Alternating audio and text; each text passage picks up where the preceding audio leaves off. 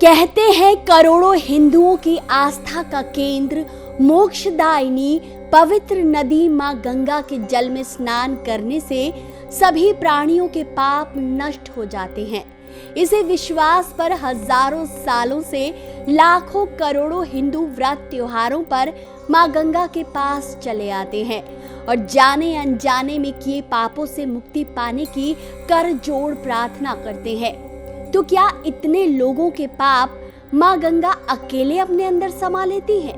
क्या पाप धोते धोते मां गंगा मलिन नहीं हो जाती? आखिर इस सारे पाप का सारा भार जाता कहाँ है? यही प्रश्न एक बार एक ऋषि ने मां गंगा से पूछ लिया।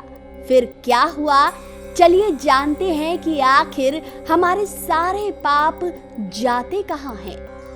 गरुड़ पुराण में कहा गया है कि मृत्यु के बाद अच्छे बुरे कर्मों के आधार पर मनुष्यों को स्वर्ग और नरक की प्राप्ति होती है। गरुड़ पुराण में तो कलयुग में मानव द्वारा किए गए सभी पाप कर्म और उसके दंड के बारे में विस्तार से उल्लेख भी किया हुआ है। लेकिन इक्ष्वाकु वंशीय सम्राट दिलीप के पुत्र राजा भागीरथ की घोर तपस्या के फल स्वरूप मनुष्य को ये विशिष्ट सौभाग्य प्राप्त हुआ कि वो जीवित रहते अपने पूर्वजों और खुद को समस्त पापों से उबार ले। गंगा में स्नान करने के बाद प्राणी सभी पापों से मुक्त हो जाता है, लेकिन ये सारे पाप जाते कहाँ हैं?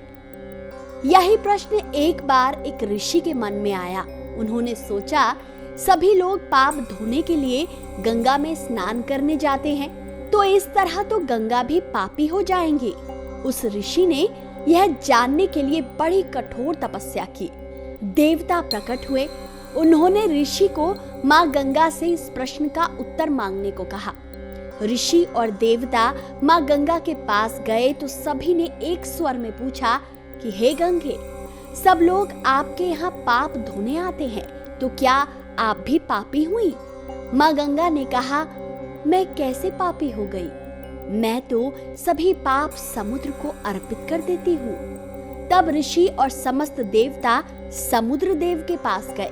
उन्होंने समुद्र देव से पूछा कि हे समुद्र देव, मां गंगा सभी पाप आपको अर्पित कर देती है, तो क्या आप पापी हुए?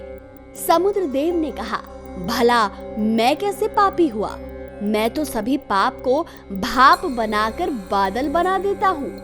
अब ऋषि और समस्त देवता बादल के पास गए। बादलों ने भी वही उत्तर दोहराया।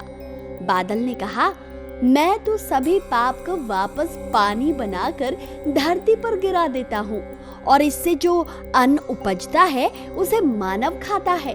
इसलिए जो अन्न जिस मानसिक स्थिति से उगाया जाता है और जिस वृत्ति से प्राप्त किया जाता है और जिस मानसिक अवस्था में खाया जाता है, उसी के आधार पर मानव की मानसिकता तैयार होती है। इसी वजह से हमारे बड़े कहते आए हैं, जैसा खाए अन्न वैसा होगा मन। इसलिए सदैव भोजन शांत रहकर ही ग्रहण करना चाहिए।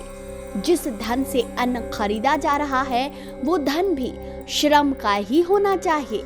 तो मित्रों, अब बताइए कि पापी कौन हुआ और कहाँ गया सारा पाप? अपने विचार आप हमारे साथ कमेंट सेक्शन में साझा कर सकते हैं। वीडियो पसंद आया हो तो इसे जितना हो सके शेयर कीजिए। चैनल पर नए हैं तो चैनल को लाइक और सब्सक्राइब अवश्य कीजिए। मां गंगा की कृपा आप सब पर यूं ही बनी रहे। हर हर गंगे।